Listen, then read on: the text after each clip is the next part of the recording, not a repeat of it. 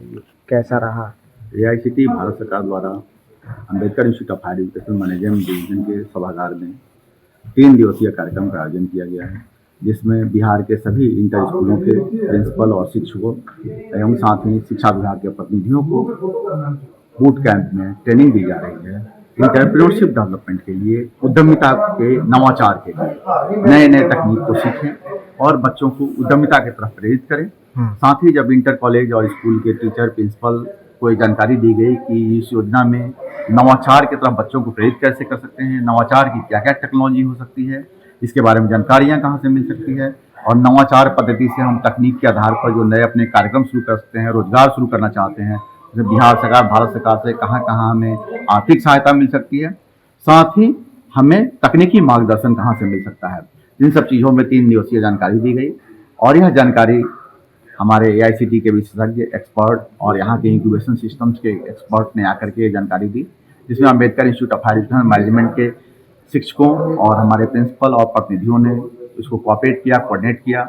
हमारे विद्यार्थियों ने नवाचार पर एक प्रदर्शनी भी लगाई, जिसका AICTE और शिक्षा मंत्रालय के पदाधिकारियों ने बहुत ही प्रशंसा की और यह देखकर लगा कि यहाँ मैनेजमेंट के जो विद्यार्थी हैं नवाचार पद्धति से जो तकनीक का प्रदर्शन कर रहे हैं, जो पेंटिंग और आर्ट के माध्यम से दिखा रहे हैं, इसका प्रसार होना चाहिए ताकि हमारे युवा केवल किताबी अध्ययन में नहीं रहें, नवाचार पद्धति से अपने रोजगार और इंडस्ट्री की तरफ आगे बढ़ें।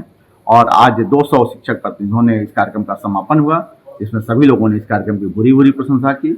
हम उम्मीद करते हैं कि राज्य के युवाओं में नवाचार पद्धति से पढ़ाई की जाए ताकि शिक्षा के साथ साथ वो रोजगार और अपने उद्यमिता सृजन की बात करें और इसी उम्मीद के साथ इस कार्यक्रम का समापन किया जाता है। सर क्या लगता है इस तरह के कार्यक्रम हमेशा होना चाहिए? इस तरह के कार्यक्रम भारत सरकार शिक्षा मंत्रालय करवा रही है, परंतु उसके लिए वो विभिन्न राज्य के विभिन्न संस्थानों से आवेदन मांगती है और तकनीक के आधार पर, सुविधा के आधार पर, शिक्षकों की उपलब्धता के आधार पर उन संस्थानों का चयन करती है।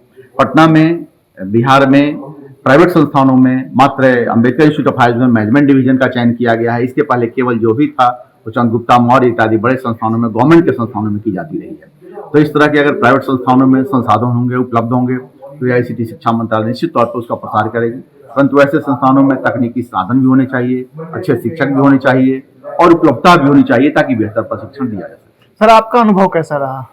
बहुत ही बेहतर। हमें लगा कि बिहार में इसकी जरूरत है और जो अच्छे संस्थानों हैं उनमें AICTE अगर चयन करके इस कार्यक्रम को कराती है तो बिहार में रोजगार पाने के लिए हम ललायित नहीं होंगे, बल्कि बिहार गुजरात की तरह और महाराष्ट्र की तरह रोजगार देने के लिए जाना जाएगा।